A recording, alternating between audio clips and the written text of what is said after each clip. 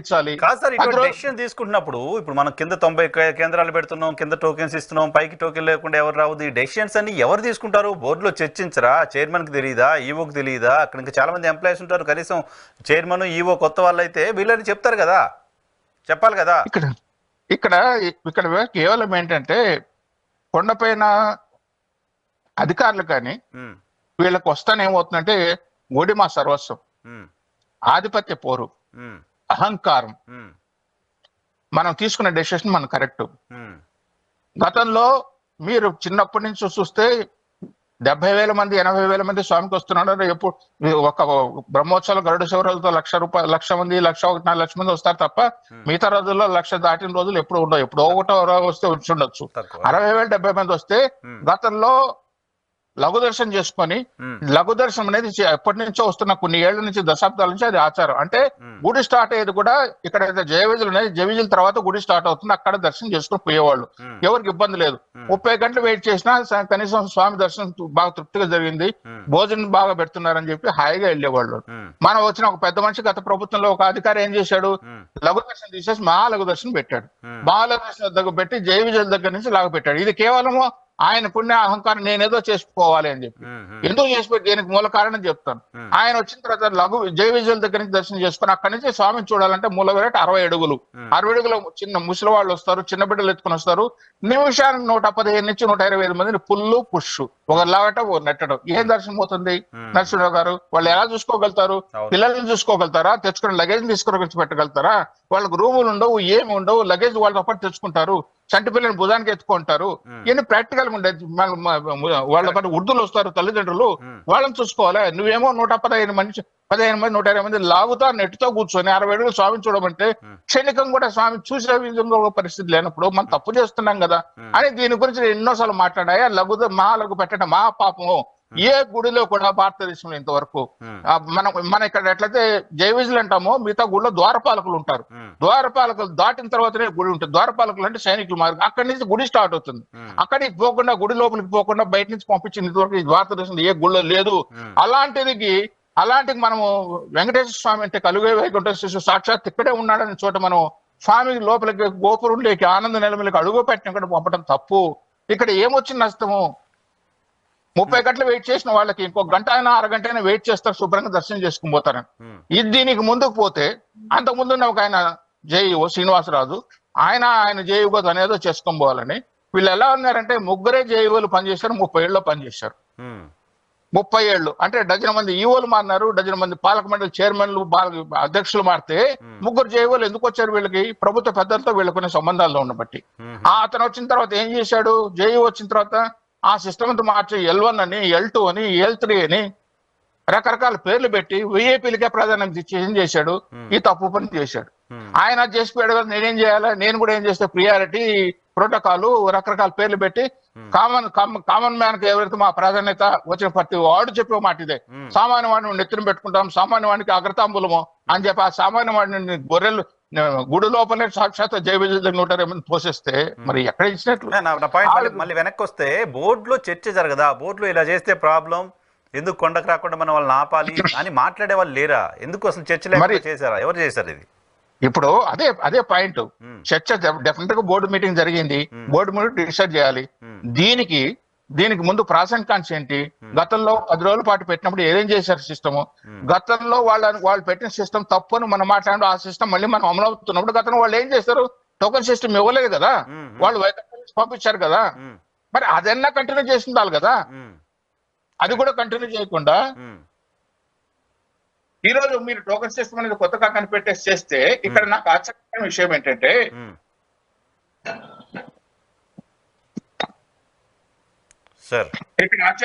ఏంటంటే గత ప్రభుత్వంలో 25 మంది పాలక మండలి సభ్యులు వేశారు, ఒక 50 మందిని అడ్వైజర్స్ వేశారు. సరే హైకోర్టు కొట్టేసింది, అది పక్కన పెట్టి 25 మందిని తీసుకొచ్చారు. 25 మందిలో ఎవర్రా అంటే కేంద్ర ప్రభుత్వంతో వాళ్ళకి సన్నిహితం ఉండే వాళ్ళతో వాళ్ళ కోసం అడిగి మీకు ఏమైనా బోర్డులో కావాలంటే వేయండి తీసుకొచ్చి పెట్టారు.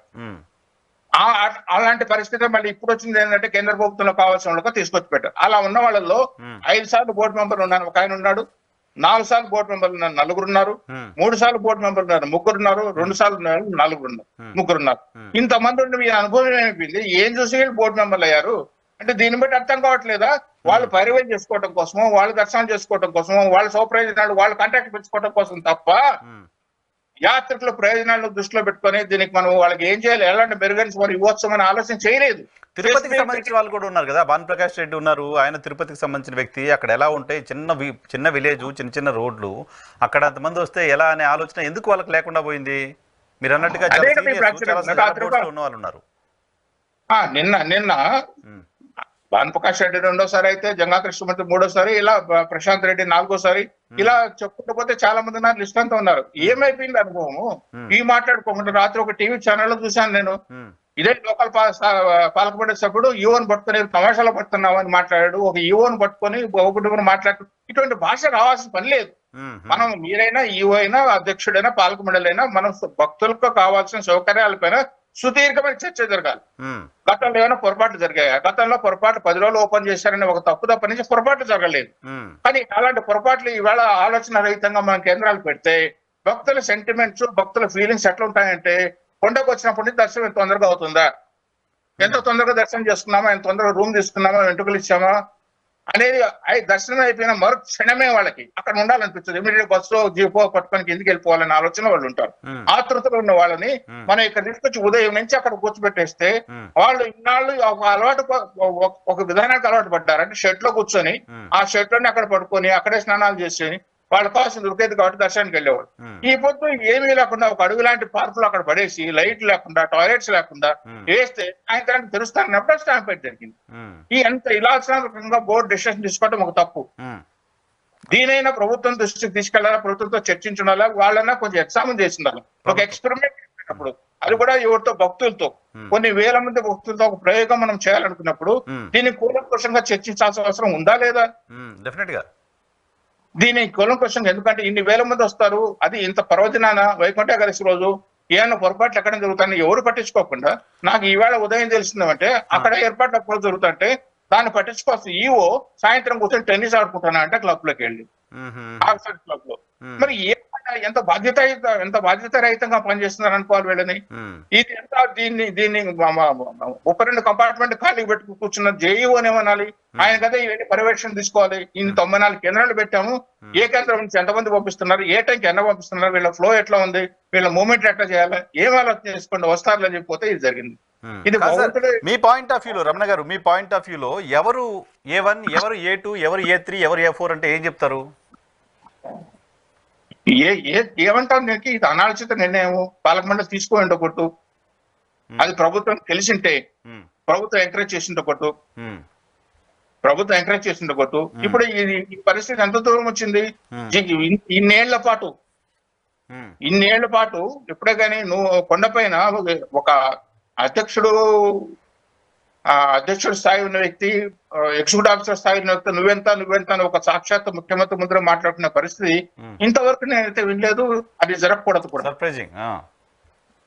ఆ స్థాయిలో వచ్చారంటే ఎవరు ఆధిపత్య ఎట్లా ఉంది అంటే, ఆయన చెప్పింది ఈయన పోయిండొచ్చు, ఈయన చెప్పింది ఆయన పోయిండొచ్చు. అంటే బోర్డు పాలక మండలికి సంబంధించిన వాళ్ళంతా టిక్కెట్ల కోసం, పర్టికులర్ గా వైకుంఠ ఏకాదశి టిక్కెట్ల కోసం బాగా ప్రెజర్ తీసుకొస్తున్నారు.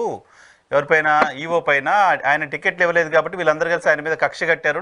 ఒక చర్చ నడుస్తుంది. ఎంతవరకు వాస్తవం ఉండొచ్చు ఇది? ఇది వాళ్ళు బోర్డు మీటింగ్ లోనే మాట్లాడి మీడియాలోకి అంతా వచ్చింది. బోర్డు మీటింగ్ లో మాట్లాడుతూ మా టికెట్ల సంగతి చూడండి ఒక పాలకమండలి సభ్యురాలు అది మాట్లాడుతున్నది. ఎందుకంటే స్పీకర్లన్నీ ఆన్ లో ఉన్నాయి, మీడియా స్పీకర్లని, అవి లైవ్లోకి వచ్చేసినవి. ఒక పాలకమండలి సాక్షాత్గా మా టికెట్ల సంగతి తేల్చండి చైర్మన్ గారు, మా టికెట్ గురించి ఏం మాట్లాడరు, మేము ఎందుకు ఉండేది, మాకు దర్శనాలు కూడా లేవా, అవి అన్ని మీడియాలోకి వచ్చేసాయి. అంటే దీన్ని బట్టి అర్థమవుతుంది ఏంటంటే అక్కడ జరిగిన చర్చ మనం ఊహించుకునేది ఏంటంటే, వీటిపైన కూలంకుషంగా ఈ కొత్త ప్రయోగం మనం చేస్తున్నాము, టోకన్ సిస్టమ్ పెడుతున్నాము, దీన్ని ఏం చేయాలి, ఎలా చేయాలి అనే పర్యవేక్షణ ఏమాత్రం చేయలేదు. వేసాము, వస్తారు, వెళ్ళిపోతారు దర్శనానికి అని చెప్పి ఆలోచన చేస్తున్నారు తప్ప, విఐపీ మూమెంట్ ఎవరు విఐపీలు వస్తారు, ఆ విఐపీలకు ఎన్ని పాసులు ఇవ్వాలి, పాలక మండలి సభ్యులకు ఎన్ని పాసులు ఇవ్వాలి, ఇంకొచ్చే వాళ్ళకి ఫిల్మ్ స్టార్లు ఎవరు వస్తారు, వాళ్ళకి అన్ని, వాళ్ళు వీటి గురించి ఆలోచన చేశారు. కానీ అన్ని వేల మంది అక్కడికి 94 కేంద్రాలు పెట్టాం కదా, 94 కేంద్రాల్లో ఒక కేంద్రం ఆవరేజ్ 2000 మంది వచ్చారని వీళ్ళే చెప్తున్నారు కదా. 2000 మంది వస్తే 2,500 మందిని వదిలేశారు, 5,000 మంది ఎక్కువ అయిపోయినారు కాబట్టి స్టాంపేడ్ జరిగిందని 2,000 మంది చేసుకుంటాం. 94,000 కేంద్రాలు 2,000 ఎన్ని లక్షల మంది మీరు చెప్పండి. మరి వీటి గురించి కదా మనం ఆలోచించాల్సింది. వీటి గురించి ఆలోచన చేయకుండా మనం అన్ని ఎక్కడో కూర్చొని మాట్లాడుకుంటా ఉంటే ఏడు జరిగిపోయిన నష్టం. అంటే మీ ఉద్దేశం ఏంటి? మనం చెప్పేశాము, వాళ్ళు టోకెన్ తీసుకొని వస్తారు, డైరెక్ట్ గా గుళ్ళకి పంపిస్తాను, మీరు కలవగన్నారు. కానీ ఇది పిలిగ్రిమ్ మూవ్మెంట్, దేవస్థానం, దీనికి ఒక తాకటి ఉంటుంది, వాళ్ళు ఆతృతలో ఉంటారు, వాళ్ళకి ఇవన్నీ తెలియదు. ఈవేళ చిన్న కామన్ మ్యాన్ తో కాటేజ్ తీసుకోవాలంటే ఒకప్పుడు కాటేజ్ పోయేవాడు నేరుగా ఏదో ఒక రకం 100 రూపాయల కాటేజో 50 రూపాయల కాటేజ్ తీసుకునేవాడు, ఒక కాషన్ డిపాజిట్ కట్టేవాడు, 100 రూపాయలు ఇంకొక 100 రూపాయలు కట్టేవాడు, వెళ్ళిపోయేవాడు. ఈ వాటి పరిస్థితి ఏంటి? ఎందుకు పిలిగ్రమ్స్ రోడ్డు పైన పడుకుంటున్నారు, చెట్ల కింద పడుకుంటున్నారు, ఇంత చలికి వణుకు ఎందుకు పడుకుంటున్నారంటే అక్కడ 50 రూపాయలు కాటేజ్ కట్టాలంటే క్రెడిట్ కార్డు ఇవ్వాలి. కామన్ మ్యాన్ దగ్గర ఉంటుందంటే ఆ ఫెసిలిటీ. ఆ క్రెడిట్ కార్డు వాడు 50 రూపాయలు డిపాజిట్ తో పాటు 50 రూపాయలు మళ్ళీ వాడి డిపాజిట్ కట్టాలి, 100 రూపాయలు కట్టాలి. నేను 100 అంటున్నాను, అది 1000 కావచ్చు, 1500 కావచ్చు, 2000 కావచ్చు. అందరి దగ్గర క్రెడిట్ కార్డు ఫెసిలిటీ ఉంటుందా? అది లేదు. చాలా మాట చూస్తుంటాం కదా, తిరుపతికి వెళ్ళినప్పుడు చెట్ల కింద పడుకునే పరిస్థితి పిలిగ్రిమ్స్ కి వస్తుందంటే ఫెయిల్యూర్ ఆఫ్ టీటీడీ కదా. ఎవరైనా ఏ ప్రభుత్వం ఎందుకంటే మీరు పెట్టిన సిస్టమ్ 100 రూపాయలు క్యాష్ వాడు తీసుకుంటే నాకు అర్థం కాదు సార్. మొన్న ఇప్పుడు కాశీ వెళ్ళా, నేను కాశీ శివరాత్రి రోజు వెళ్ళా. కాశీ కొన్ని లక్షల మంది జనాలు వచ్చి దర్శనం చేసుకున్నారు. నాకు తెలిసి 2.5 లక్షల మంది 3 లక్షల మంది ఆ రోజు దర్శనం చేసుకున్నారు. చిన్న టెంపుల్ అది, మన తిరుపతి టెంపుల్ కంటే కూడా చిన్నగా ఉంది. సో తిరుపతిలో మ్యాక్సిమం వస్తేనే 1,00,000 కదా, మ్యాక్సిమం వస్తే 1,00,000 మంది దర్శనం చేసుకునేది. సో 1,00,000 మంది దర్శనానికి ఇంత ఇబ్బంది ఎందుకు పడుతున్నాం మనం? కాశీ లాంటి చోట్ల రోజు 2 లక్షలు 3 లక్షల మంది కూడా హ్యాపీగా దర్శనం చేసుకునే పరిస్థితి ఎందుకు ఉంటుంది? ఎందుకు ఇక్కడ అలా చేయలేకపోతున్నాం మనం? ఇదే మనం తీసుకున్న నిర్ణయాలు బట్టే. ఇప్పుడు చిన్న రూమ్ కోసం లెక్కేస్తే ఎవడో వాడు కాషన్ డిపాజిట్ మింగేస్తున్నాడు, ఉద్యోగస్తుడు, వాడికి ఇవ్వటం లేదని ఒక చిన్న సాకు పెట్టుకొని అందరూ క్రెడిట్ కార్డు పెట్టాలని ఒక గుడ్ సిస్టమ్ పెట్టిన ఒక దుర్మార్గుడు చేసిన పనికి ఈ పొద్దు వాళ్ళకు ఆ క్రెడిట్ సిస్టమ్, ఆ క్రెడిట్ కార్డు డెబిట్ కార్డు లేక వాళ్ళు ఆ కార్డు తీసుకోవటం ఎందుకు, వాళ్ళు ఇవ్వట్లేని రోడ్డు పేరు పడుకుంటున్నారు. ఎందుకు వస్తాయి? విఐపీలకి అయితే కార్డులన్నీ ఉంటాయి, కామన్ మ్యాన్ కి వస్తాయా?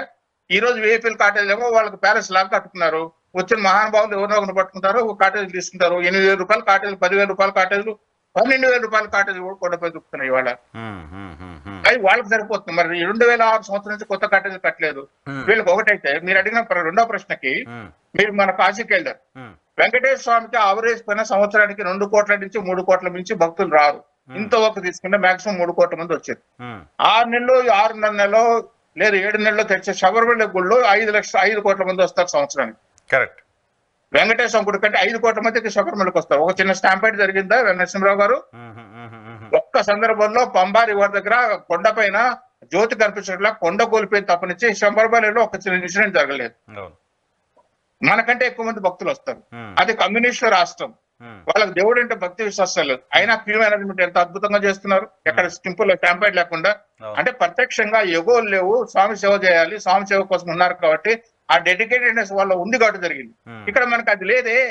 మనం వచ్చిన విఐపీలు వచ్చిన వాళ్ళు చూసుకోవాలి, వాడు ఇంపార్టెంట్, ఈడి ఇంపార్టెంట్, వాడిని జాగ్రత్తగా చూసుకోవాలి, ఈడి జాగ్రత్తగా చూసుకోవాలి, ఏ పని జరిపింది కదా మనకు.